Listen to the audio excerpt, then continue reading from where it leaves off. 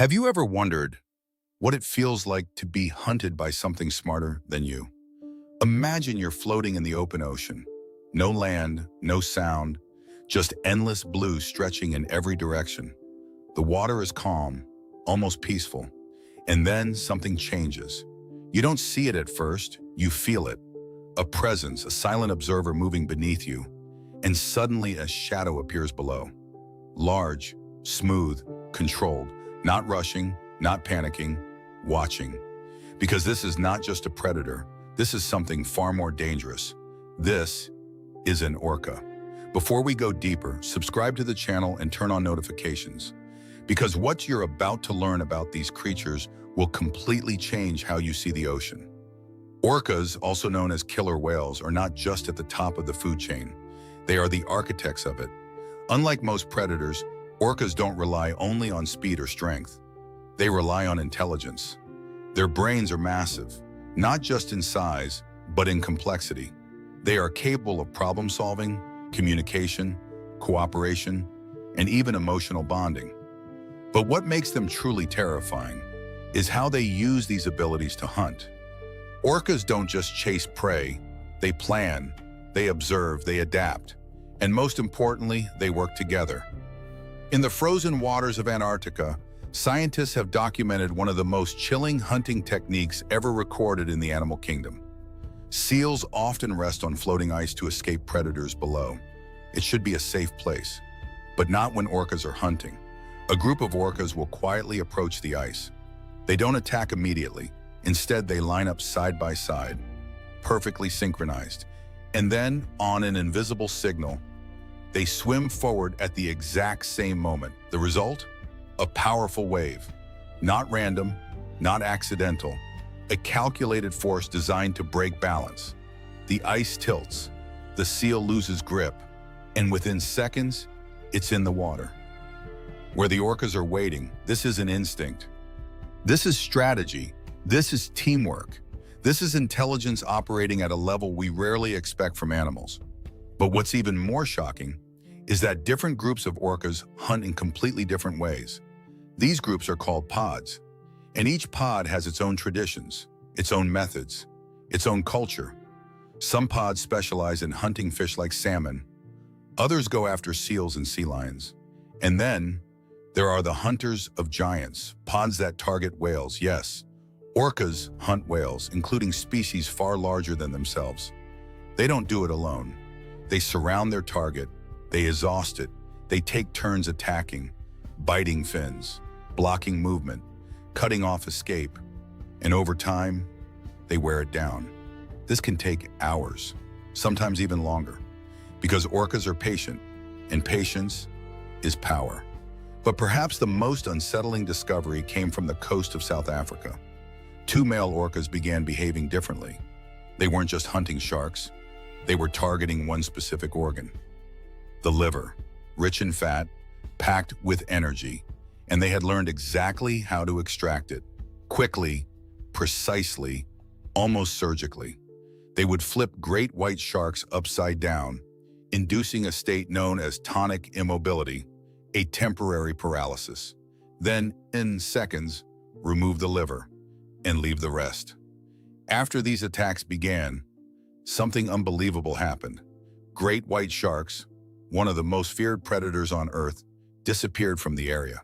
Entire populations left, because even apex predators recognize when something more powerful enters the food chain. Orcas are fast.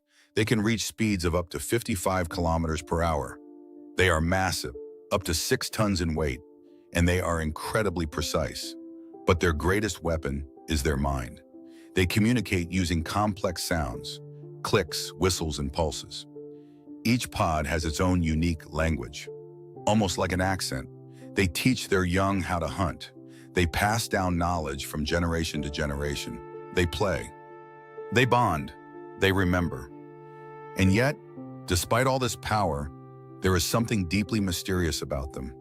In the wild, orcas almost never attack humans. Why? Do they see us as something different? Do they understand we are not part of their natural world? Or are we simply not worth the effort? Because when orcas decide to hunt, they don't fail. What you're about to hear next is where things become truly unbelievable. Because hunting seals, or even sharks, is nothing compared to this. Orcas hunt giants, creatures many times their size, animals that, on paper, should be impossible to take down. And yet, they do it. Imagine a blue whale calf swimming beside its mother, the largest animal ever to exist on Earth. Massive, powerful, almost untouchable. But not to orcas. A pod begins to follow them, not rushing, not attacking, just waiting. They observe the calf. They watch its movements. They measure its strength. Because orcas don't waste energy, they wait for the perfect moment. And then it begins. The pod spreads out, surrounding the pair. Some position themselves behind the calf. Others move to the sides. And a few, the most experienced hunters, take the lead. Their goal is simple: separate the calf from its mother. The mother fights back. She dives, she turns, she tries to shield her young. But the orcas are relentless. They take turns attacking. One distracts, another bites, a third blocks the path. This is not a chaotic fight. This is coordination. Every move has a purpose. The attack can last for hours, sometimes longer, because orcas understand something most predators don't. You don't need to be stronger than your prey. You just need to be smarter and more patient. They target weak points. They aim for the fins. They force the calf to swim harder, faster, longer than it can sustain. Exhaustion sets in. Breathing becomes difficult. And slowly, the calf begins to fall behind. This is the moment the orcas have been waiting for. They push it under the water, again and again and again, until it can no longer surface for air. And when it's over, the ocean goes quiet. But what shocks scientists the most is what happens next. The orcas don't always eat everything. Sometimes they take only specific parts: the tongue, the lips, the most energy-rich tissues. And then they leave. This isn't survival in its simplest form. This is selective feeding, efficiency, knowledge. In another part of the world, orcas have developed a completely different technique. They hunt stingrays, but not just any stingrays, highly dangerous ones, with venomous barbs. A single mistake could be fatal. But orcas don't make mistakes. They flip the stingray upside down. Just like they do with sharks, this triggers paralysis. The stingray becomes helpless. And then, with careful precision, they remove the stinger before eating it. Think about that, a predator that knows how to disable a weapon before attacking. Even more fascinating, young orcas don't know how to do this at first. They learn. Adults demonstrate. They repeat the behavior. They correct mistakes. Over time, the young become experts. This is not instinct. This is teaching. And then there are the ambushes. Orcas don't always chase. Sometimes they disappear. They go silent. They reduce their movements. They become almost invisible in the water. Fish schools move calmly. Seals relax. Everything seems normal until it isn't. In a split second, the orcas explode into motion. High-speed bursts, perfect timing, no warning, no escape. And it's over before the prey even understands what happened. But perhaps the most chilling aspect of all is that orcas can change their tactics depending on the situation. If something doesn't work, they adjust. If prey behaves differently, they adapt. They learn from experience, and they remember. There are documented cases of orcas returning to the same hunting grounds, using the same strategies, years later. Because once they discover a successful method, it becomes part of their culture.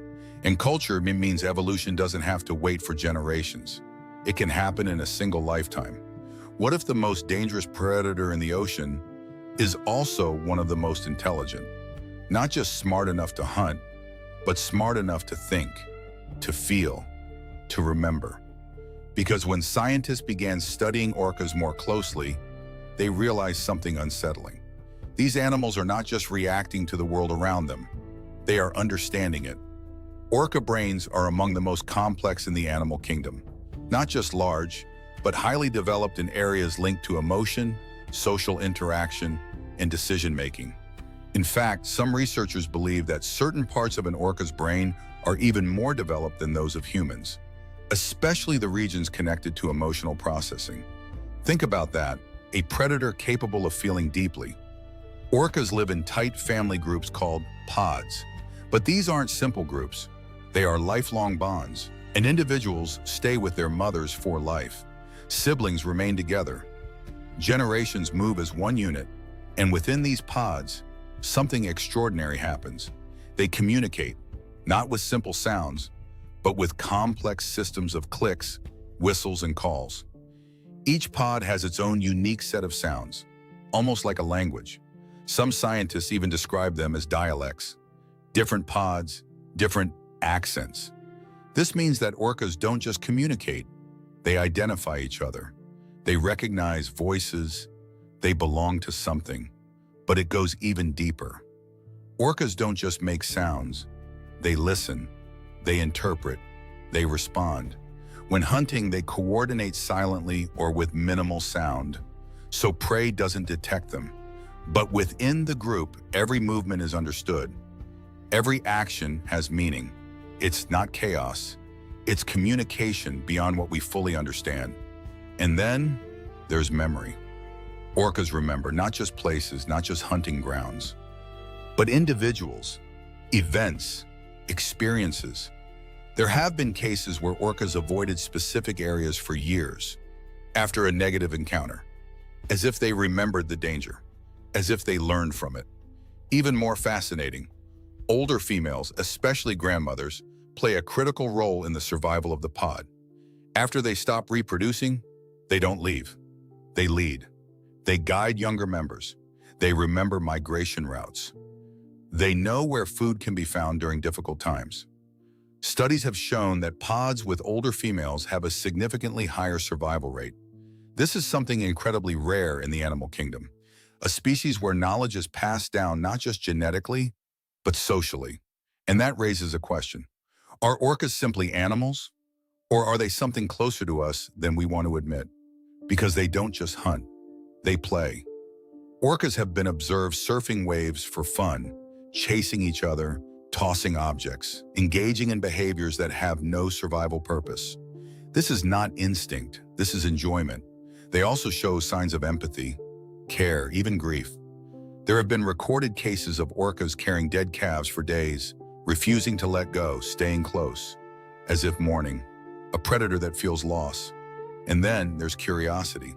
In the wild, orcas often approach boats, swim alongside them, observe humans, not aggressively, but intentionally, almost like they are studying us, which leads to one of the biggest mysteries of all.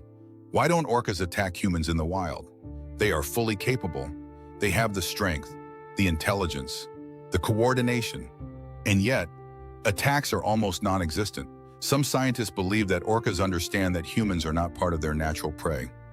Others suggest something even more intriguing, that orcas make a choice, because intelligence brings something new into the equation. Not just the ability to act, but the ability to decide. And if that's true, then every time an orca passes by a human in the ocean, it may not be ignoring us. It may be choosing not to act. For decades, there was an unspoken rule of the ocean. Orcas don't attack humans, not in the wild.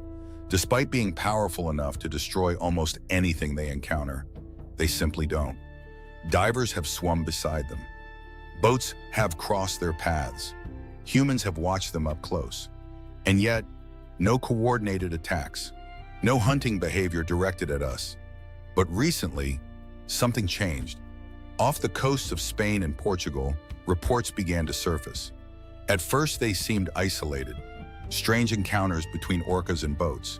Nothing too serious, just curiosity, maybe. But then the pattern became clear. Orcas were targeting boats, not randomly, not accidentally, intentionally. They would approach from below, circle, observe, and then strike. Their focus wasn't on the people, it was on the rudder, the part of the boat that controls direction. They would ram it, bite it, break it, disable the vessel completely, and once the boat could no longer move, they would stop and leave. This wasn't feeding behavior. This wasn't survival. This was something else. Over time, dozens of these incidents were recorded. Small boats, large yachts, even experienced sailors were caught off guard. Some described the encounters as almost coordinated. Multiple orcas working together, taking turns, testing, learning, which led scientists to a chilling possibility. What if this behavior is spreading?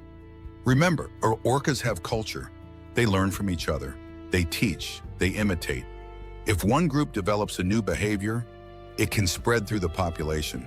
And that's exactly what researchers began to suspect.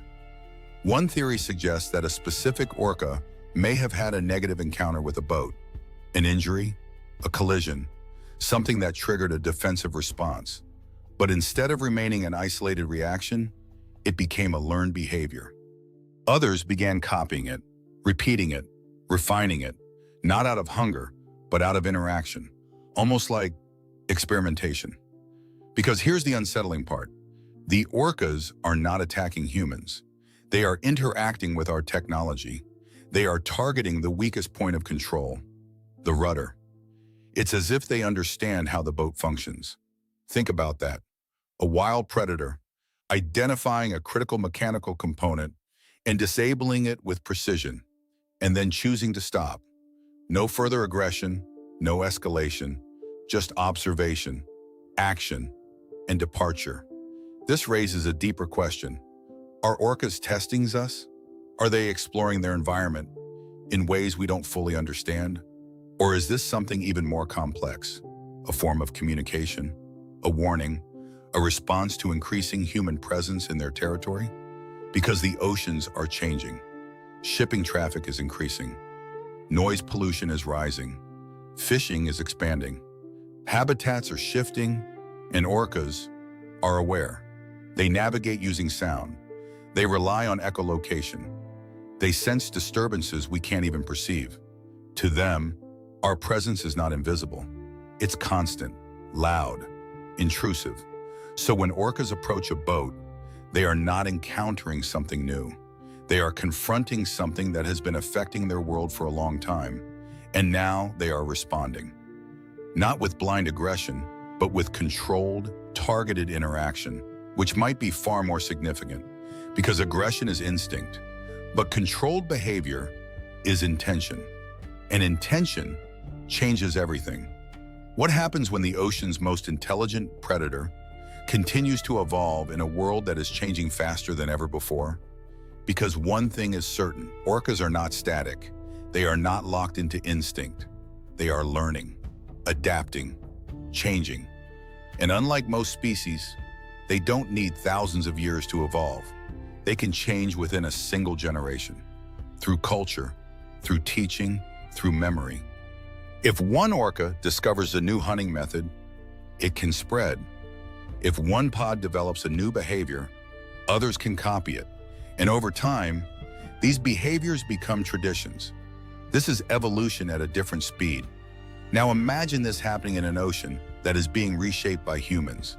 Noise pollution from ships interferes with their communication. Sonar disrupts their navigation. Fishing reduces their food sources. Pollution alters their environment. And yet, orcas continue to adapt. They change hunting grounds. They modify techniques. They adjust their behavior. But adaptation has limits, because there is a difference between adapting and being pushed. The recent interactions with boats may be just the beginning. Not aggression, not revenge, but response, a sign that something is shifting. Because when highly intelligent predators begin to change their behavior, it means their environment has changed first. And that leads to a question we rarely ask.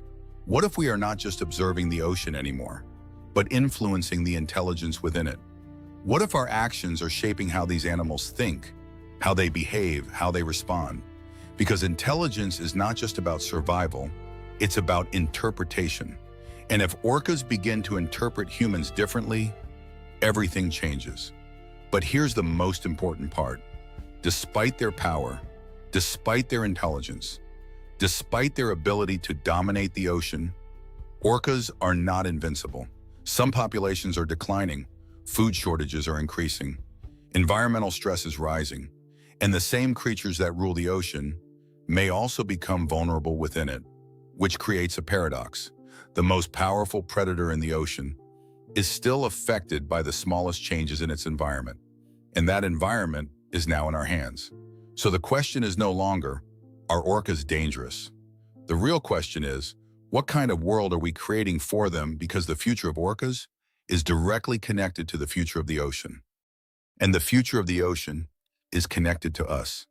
Maybe one day we will understand them better. Maybe we will learn their language, decode their communication, understand their decisions. Or maybe they will understand us first. And when that happens, we may realize something we never expected, that we were never the most intelligent beings on this planet, just the ones who spoke the loudest. If you enjoyed this documentary, subscribe to the channel and turn on notifications, because there's still so much about our planet that we don't understand, and the ocean is just getting started.